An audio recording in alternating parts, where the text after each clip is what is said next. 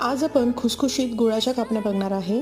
तर त्यासाठी ते पाव वाटी पाणी आणि अर्धी वाटी गूळ घ्यायचा आहे आणि गूळ वितळला की गॅस बंद करायचा आहे.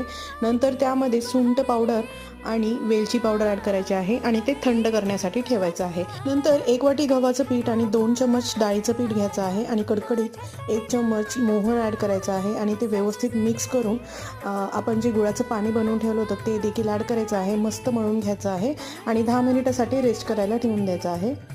नंतर दोन्ही बाजूला खसखस लावायची आहे आणि थोडंसं पीठ लावून व्यवस्थित ही पोळी लाटून घ्यायची आहे आणि दाखवलेल्या पद्धतीने हे कापण्या आपण कट करून घ्यायच्या आहेत आणि गरम तेलामध्ये मीडियम फ्लेमवरती आपल्याला दोन्ही बाजूला गोल्डन ब्राऊन कलर येईपर्यंत मस्त ह्या कापण्या तळून घ्यायच्या आहेत. तर नक्की तुम्ही ह्या पद्धतीने कापण्या ट्राय करून बघा आणि रेसिपी आवडलीच तर चॅनल नक्की सबस्क्राईब करायला विसरू नका.